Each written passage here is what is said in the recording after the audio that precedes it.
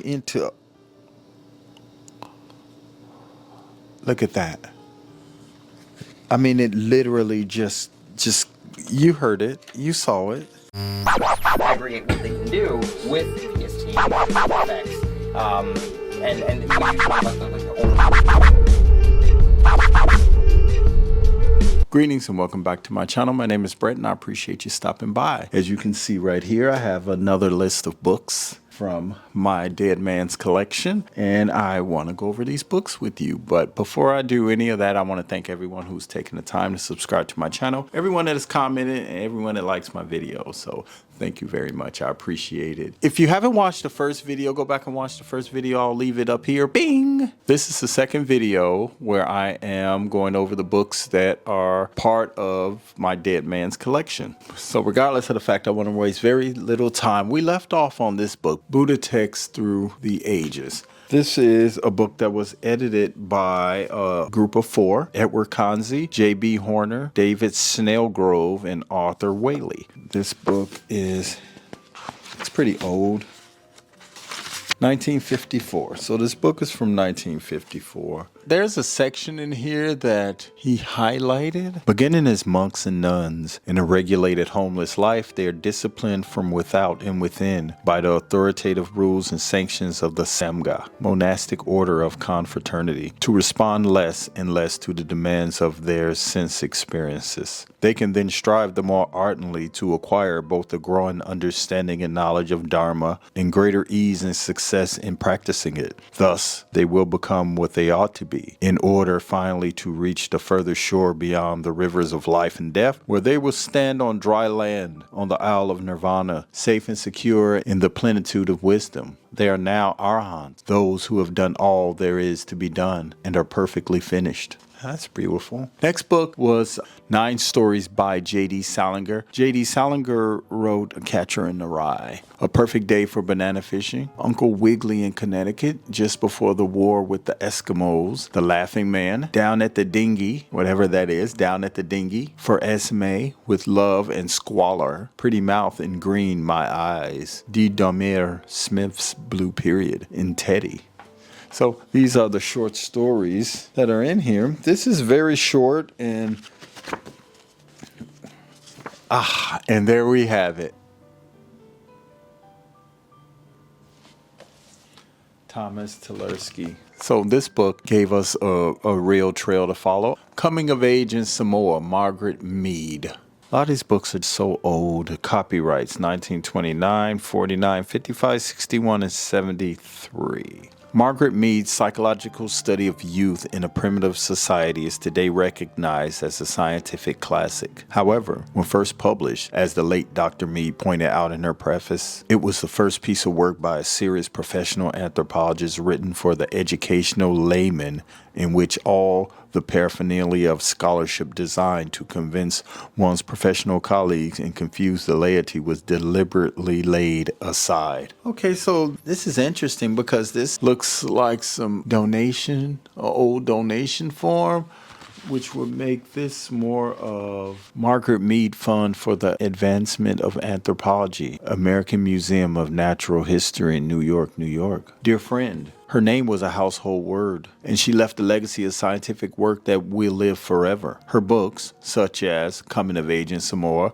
are a priceless record of a vanished way of life. But Margaret Mead died with unfinished business. She wanted to ensure the training of a new generation of anthropologists. She wanted to preserve a national treasure of 3 million artifacts for the enjoyment and enlightenment of future generations.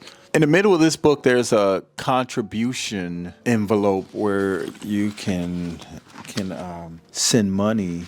Okay. So the next book is the Book of Merlin. This is by T.H. White, the true last chapter of The Once and Future King. 24 weeks on a New York Times bestsellers list.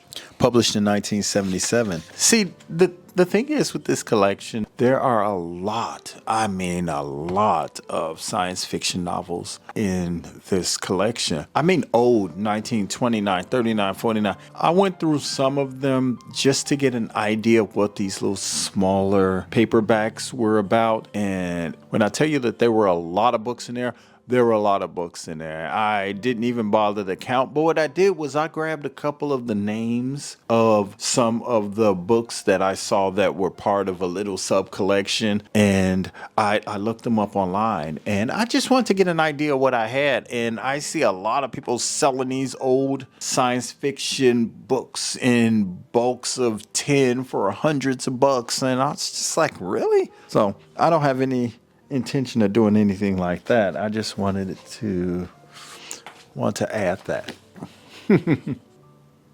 Famous American plays of the 1940s. Thornton Wilder, The Skin of Our Teeth. Arthur Lorenz, Home of the Brave. Arthur Miller, All My Sons. Maxwell Anderson, Lost in the Stars. And Carson McCullers, The Members of the Wedding. Interesting. So this was published in 1960. I'm noticing a trend. The Age of Analysis. A lot of 20th century philosophers. Basic writings of Bergson Pierce, Whitehead, James, Cross Russell, Wittgenstein, Santayana, Dewey, Sartre, and others. I've only heard of like one. Okay, so this is interesting. Philosophers of our time. Philosophy in the 20th century is directly related to the concerns of the average man and the problems of the culture.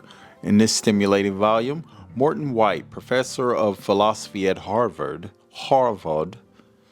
presents some of the influential modern philosophical writings in the field of existentialism, logical analysis, linguistics, and science, and on the concepts of time, instinct, and organism, showing their significance for man today. Through his choice of philosophers and his incisive commentary, Mr. White presents the philosophy of our day in all its complexity and diversity. Okay, The Anvil of Civilization by Leonard Cottrell. Long buried secrets of antiquity that reveal daily life, culture, religion, rulers, and conquests. An archaeological history of the earliest Egyptians, Hittites, Sumerians, Assyrians, Babylonians, Greeks, and Jews.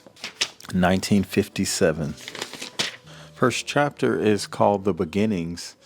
And I just opened it and I'm on page 17, and there are a couple of things underlined. Among the factors favoring this development were the inventions and discoveries described above, but these alone did not bring about the urban revolution. Let me read up a little bit. If mankind had been forced to live perpetually in these small self-supporting communities, each producing just sufficient to feed its members, the great civilizations of the ancient world would not have arisen. They arose because, within a certain period and with a certain geographical area, a combination of circumstances enabled men to organize themselves into larger social units. By cooperating, by pooling materials, resources, and knowledge, they were able to win increased mastery over nature to obtain a surplus of wealth beyond the immediate needs of the community, protection from their enemies, and long periods of comparative peace. I guess you would have to base that on your definition of peace. This is one of the books that I was telling you about as far as being real old school sci-fi stuff. Frank Herbert's Soul Snatcher. I used to date her. The Hakwa world knew him as Charles Hobuhay, imitation white man, quiet follower of the soul-killing modern way. The spirit world knew him as Katsuk, the Avenger, balancer of heaven and earth, blood for blood. David Marshall, his 13-year-old Hosquat captive, knew him as kidnapper, friend, teacher, executioner. Okay. He could not think of the boy as a witness to the killing. Witness. That was Hoquat thinking. That was a witness. That was a witness. Vince's death had not been murder. He had died because he was part of a larger design. His death was an imprint upon the imperfect innocent to prepare the way for the sacrifice. George Orwell, 1984. The world of 1984 is one in which eternal warfare is the price of bleak prosperity, in which the party keeps itself in power by complete control over man's actions and his thoughts. As the lovers Winston Smith and Julia learn when they try to invade the thought police and then join the underground opposition, the party can smash the last impulse of love and the last flicker of individuality. But let the reader beware, 1984 is more than a satire of totalitarian barbarism. It means us too, says Eric Fromm in his afterword. It is not merely a political novel, but also a diagnosis of the deepest alienation in the mind of organization men. George Orwell writes with a swift, clean style that has come down from Defoe. Like Defoe, he creates an imaginary world that is completely convincing, from the first sentence to the last four words, words which might stand as an epitaph of the 20th century. Okay. These next two books are about plants. Simon & Schuster's Guides to Plants and Flowers, and the other one says simply houseplants. So these are, I kind of thumbed through these already. I am huge on plants, so it's definitely a good reference, both of them. So at this point, it's kind of safe to also assume plant and flower lovers. Robert L. Heilbronner. This is called The Worldly Philosophers. So one or the two were very heavy into. Look at that. I mean, it literally just, you heard it, you saw it. The lives, times, and ideas of the great economic thinkers. Okay, so this is unfortunate. It's unfortunate that this book just cracked. I don't even want to, I guess now I can actually open it up a little bit. The Otter Group of Men, one less apparently destined to remake the world, could scarcely be imagined. There were among them a philosopher and a madman, a parson and a stockbroker, a revolutionary and a nobleman, an athlete, a skeptic, and a tramp. They were of every nationality, of every walk of life, of every turn of temperament. Some were brilliant, some were bores, some ingratiating, some impossible. At least three made their own fortunes, but as many could never master the elementary economics of their personal finances. Okay, so we have two more. Wow. Last one is a trip. An Infinity of Mirrors by Richard Condon. The story of Hitler's nihilism, destruction for the sake of destruction, and the incongruity of Nazi-occupied Paris, the beast in the city of beauty, as it were.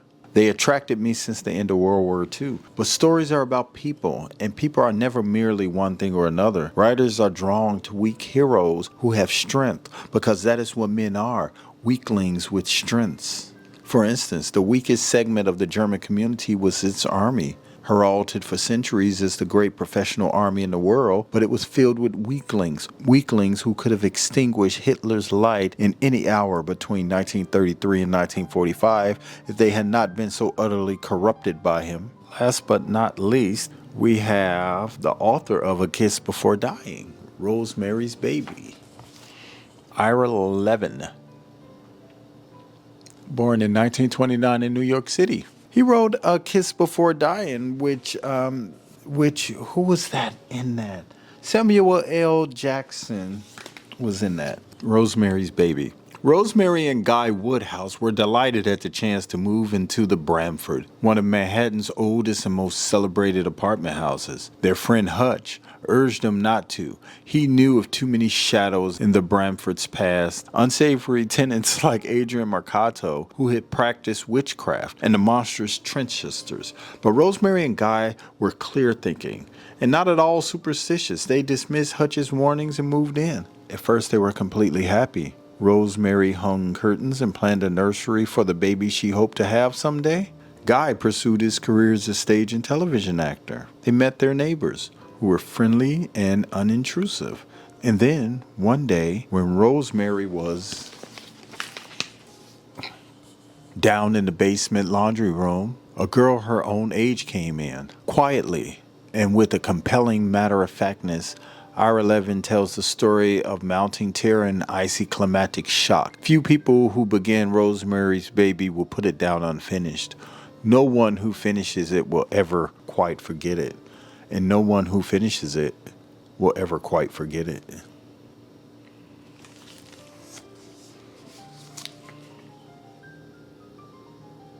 I want to thank you for watching this video, and I want to invite you to subscribe if you haven't done so already.